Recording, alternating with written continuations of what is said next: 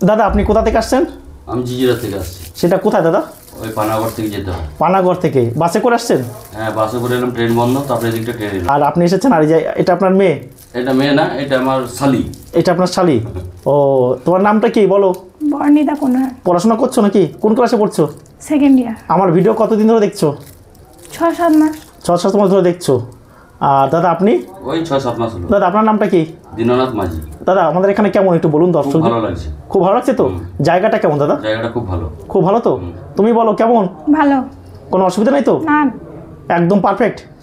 আর তোমাদের ওখান থেকে যারা আসতে চাইছে তাদেরকে কি বলবেন? আসতে বলবেন তো? হ্যাঁ অবশ্যই। তুমি কোথায় এসেছো বলো তো? নিমতে। নিমো স্টেশন, তাই তো? নিমো স্টেশন নেবে, টোটো স্ট্যান্ডে বলবে যে প্রকাশের কাছে যাবো। নিকেল ও ব্রাশের তৈরি 10 পয়সার কয়েন, এই 10 পয়সার কয়েন সম্পর্কেই আমরা জানবো। আপনাদেরকে বলা হচ্ছে যারা দর্শকেরা আমাদেরকে ফোন করছেন, ফোন করে লাইনটা অনেক ব্যস্ত বলছে। হ্যাঁ ব্যস্ত বলবে এই কারণে, কারণ প্রচুর লোক একসঙ্গে ফোন করে তো।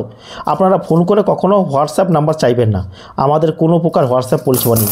আর কয়েন ও নোট হোয়াটসঅ্যাপে দেখা হয় না। মেমারির পর নিমো স্টেশন, নিমো হল্ট স্টেশন, সেই 20 পয়সা, এই ধরনের 20 পয়সার কয়েন, এগুলো খুব দাম খুবই কম, এগুলোর দামে প্রচুর সস্তা, এগুলো প্রচুর সস্তা, এগুলো আপনারা কেউ বেশি দামে কিনবেন না। দেখুন প্রচুর পরিমাণে আমার কাছে রয়েছে। আর এর মধ্যে কোনো প্রকার রেয়ার ক্যাটাগরির কয়েন নেই। তারপরে আরও কিছু কয়েন দেখতে পাচ্ছি 1 টাকা 2 টাকা। অনেকে বলছে দাদা এইরকম ম্যাপ দেওয়া 2 টাকার এই কয়েন আপনি দেখিয়েছেন 1982, এগুলো কী দাম?